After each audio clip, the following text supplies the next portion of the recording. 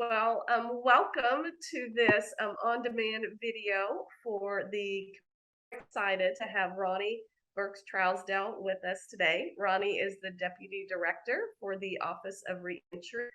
I just wanted, so our session is going to be about 20 minutes, and I just want us to talk about housing and the initiatives that you have going on, why this is important, not only to your agency, but also to you personally.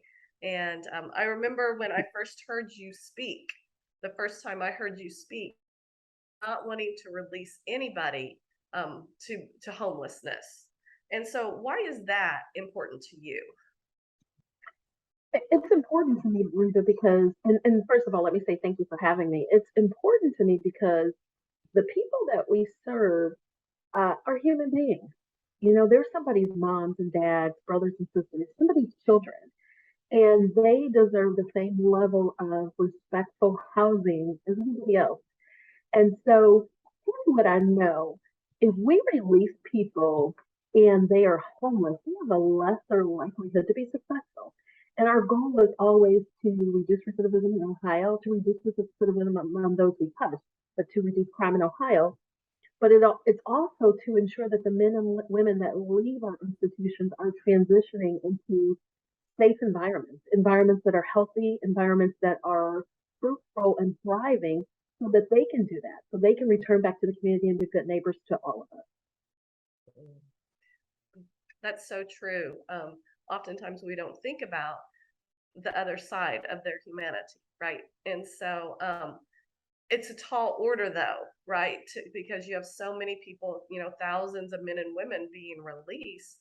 What are some of the circumstances that prevent your agency from being able to do that alone? I mean, because you can't do it alone. So what are some of the circumstances you see that prevent you all from being able to accomplish that goal yourselves? And Rita, I always say that reentry is not a DRC problem. It's not an individual problem. Reentry is a community problem. Reentry has to be deliberate. It has to be purposeful. And so there are a lot of barriers that impact us when it comes to successful reentry, but particularly when it comes to housing. And it is vital that our community partners are out there and offering opportunities for men and women to have safe transition. So DRC cannot do it alone. We work hard to ensure that men and women, and you'll hear about this when you hear from other speakers, but we work hard to ensure that men and women that are returning from our facilities have education.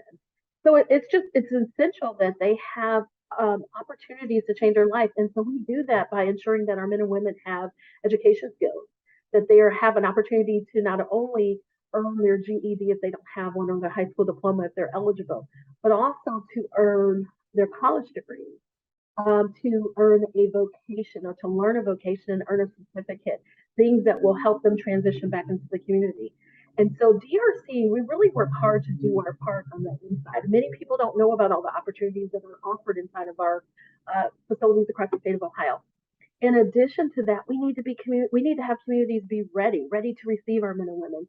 And so ready means ready to have stable and supportive housing, ready to have opportunities for men and women to further their education or gain an additional skill, ready to have employers welcome them back and saying, we want you to be employed at our organization or our company. And so all of these things are vital. And so that's why the community really has to work in collaboration with DRC. We're not saying, hey, communities, do it alone. We're saying, we're DRC, we want to be your partners. And hey, community, we want you to join in us, stand by us, and help our men and women be successful. Yeah, absolutely. And what's challenging is that each person's situation coming home is unique to that person. So, and this is a little bit of off script, but the question is, if you could create the perfect scenario for housing transition, what would that look like? So the perfect scenario for housing transition would really eliminate the barrier of someone with a felony background not being able to get housing. It would be an open environment where our housing providers across the state of Ohio not only would rent or offer housing opportunities to our men and women, but really welcome them and see the benefit of having them as a member of their community. And Mm, so the ideal situation would be that men and women who leave incarceration and they have no place to go. So in other words, they don't have a family member that they can live with, or they maybe don't have a home that they own that they were able to maintain while incarcerated. Those men and women who lack housing opportunities can really start working on housing prior to release. It would be wonderful if we could have our landlords and our housing providers come into our facilities and meet some of the men and women like our employers do. I used to always say, if we can get you through the front door of one of our facilities, we got you, because we can really show you all the things that we're doing to help prepare these men and women. So ideally, if our housing providers could come in and meet some of our men and women, get a better idea of what incarceration actually looks like and who's incarcerated, and the skill set and the intelligence and all the wonderful things that these men and women can offer. And then as people are getting ready to leave incarceration, they already have applied for a apartment, if that's the case, or a transitional home, if that's the case. And that does happen with our transitional partners. And then when men and women leave, they are transitioning into those places. And knowing that DRC is sending out people who are prepared to go home. mm, that's wonderful. It's that connection, that community connection, and that continuum of care that I know we've heard you talk about a lot, and your agency talks about a lot.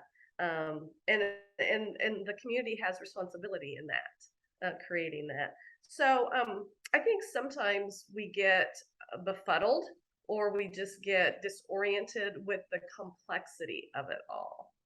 And so, can you just kind of simply talk a little bit about what are some of the post release options that men and women have when they come home?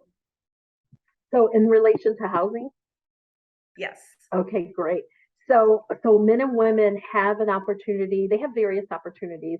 Some men and women have family members who are able to receive them, and that's always wonderful, especially if it's a healthy environment.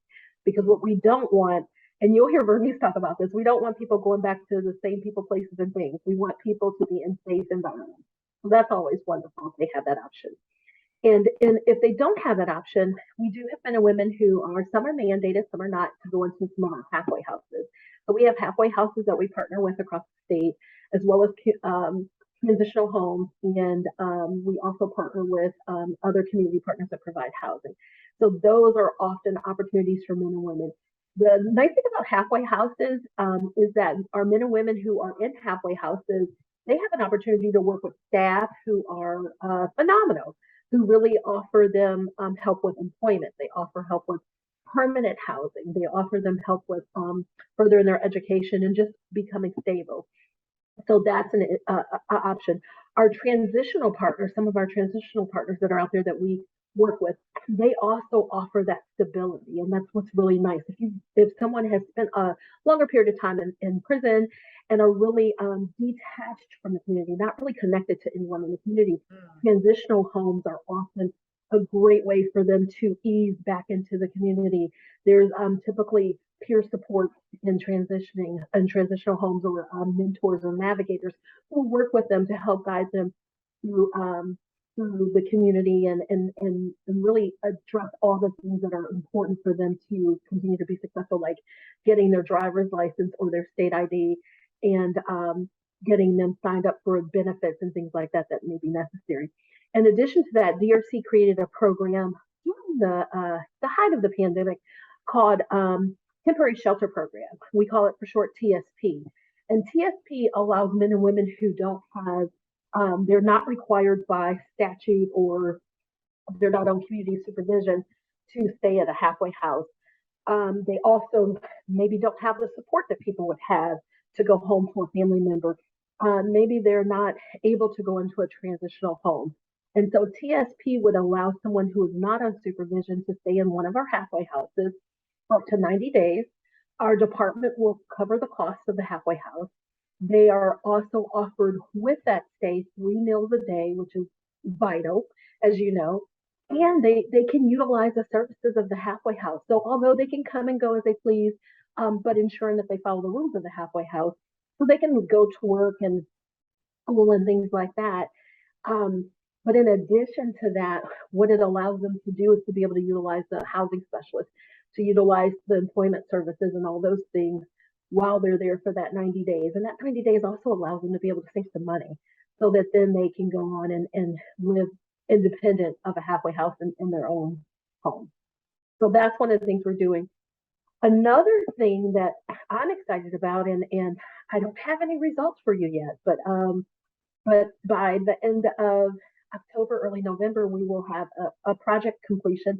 Our director actually assigned an executive leadership project, which is a group of executive leaders from our agency, a project on housing to help us address this housing barrier in our community. And our executive leadership team, I get to meet with them frequently, and they sort of staff with me in a sense and ask for guidance and directions.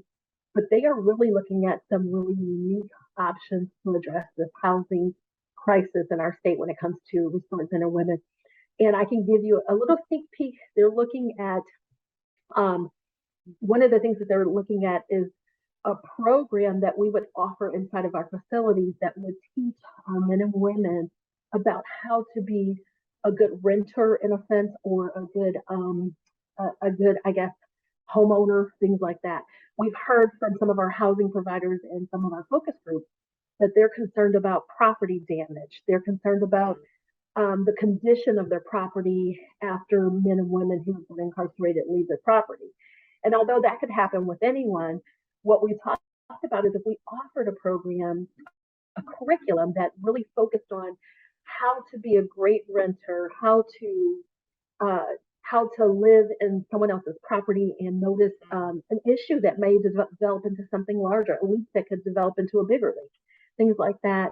Would that be something that our housing providers would be interested in?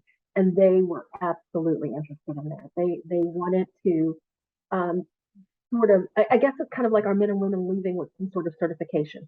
So that's one of the things that the executive leadership group is looking at, amongst other things that may require some legislative changes. So we're really excited about this executive leadership. And it just shows you the commitment of our director to our housing crisis in Ohio. Yeah, yeah, absolutely. Well, we can't wait to hear more about that. And I think one of the questions that I sent you was, what are some of the initiatives? And I think you've answered that. And you can initiate so much, but then at the same time, um, those men and women that are coming back. Let's say you do have a housing provider who's willing to rent. It's the people around them, right? It's the other people in that, right, that have to have also that shift in welcoming people home. And So Reba, it's really about educating the community about the men and women that we serve. We yeah, serve men and women who TV and the media projects as often the worst of the worst of society.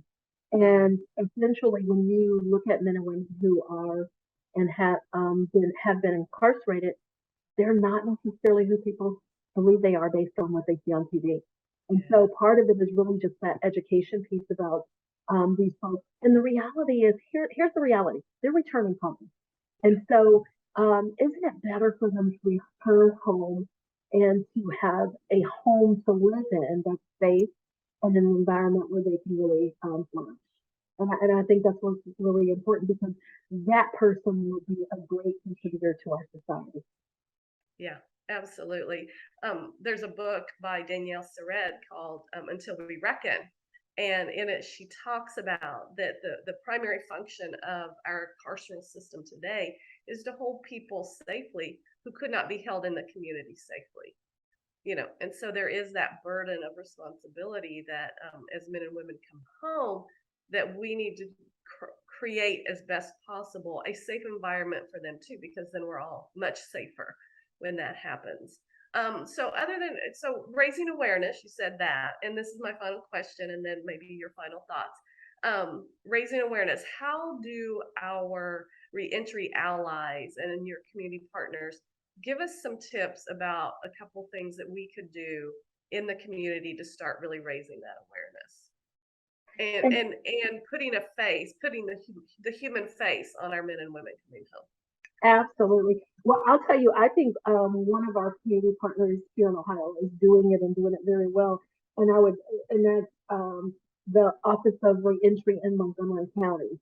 They, along with the Fair Housing Center in Montgomery County, John Zimmerman, they have been hosting these events. They're like landlord lunch and learns is what they call it. And so it's an opportunity for landlords to come and to learn about the men and women that we serve, and to really talk about how it can really be a mutually beneficial relationship if you have a great renter and you have a property that is available to rent. And so I really enjoy those workshops that Montgomery County has been putting on. In addition to that, they've been working with the Realtors Association as well, putting on events for realtors. So they don't even see it as just we need to talk to landlords in a sense. They're talking to really all true housing providers. So I think that if we see that happening more and more across the communities, I think that is one thing that our providers can do, our community partners can do. DRC has to do their part too. You know, we invite everybody into our facility. We invite our reentry partners. You know, we invite schools. We invite, you know, volunteers from the community to all come learn about what we do. But we never really thought about housing providers. And so we are working with a gentleman here in Columbus, Ohio, Brian Urbanski, who is who has this amazing journey about how 13 years ago he would never rent to anyone who was restored. He would never rent to anyone who had a felony conviction. And he talks about the transformation of changing his complete mindset. And now he's focused on providing housing for men and women, and really focused on providing housing that's geared toward men and women who are returning from incarceration. And so Brian, you know, I think Brian, I met with him yesterday. One of the things he said is we need to invite folks into your facilities and let them see what it looks like. People have an image of what prisons look like. And as I said earlier, it's based off the media, it's based off the TV and all those things, movies and all those things that sometimes are similar, but not actually always accurate. And so he talked about us inviting them in and letting us see all the opportunities that we offer. Because when we invite our housing providers in and they see the different opportunities we offer, they may begin to change their mindset and think about the things that they can offer to help us make folks successful. I think that there are things that can happen legislatively that could help support our housing providers in the community. And so maybe some sort of tax credit for men and women who return from incarceration, similar to what we do for the work opportunity tax credit, but for housing providers, you know, to kind of lessen or ease the burden or the fear of a landlord renting to our men and women. So I think our community providers, our entry coalitions, our community circles, all of our reentry alliances to help us educate the public on those types of things. And then we definitely need support in the area of I guess easing the fear of damage to property. So what would help a housing provider feel a little bit more comfortable if they believe that based on someone's felony conviction, which I think is absolutely absurd, that they would damage their property? Because anybody can damage your property. But if folks feel that way, what can we do to help ease that? Is there a mitigation fund we could have? Is there some sort of insurance that is out there? And those are all things that our executive leadership group are looking at as well. So I think the one thing that we can do as a community is join together, and we can understand that it's not just a DRC problem, it's not a court problem, it's not just a community problem, it's everybody's problem, and that we all need to work together to address this housing crisis.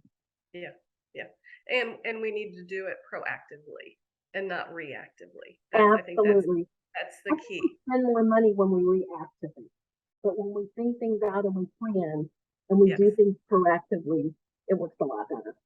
It does. It really does.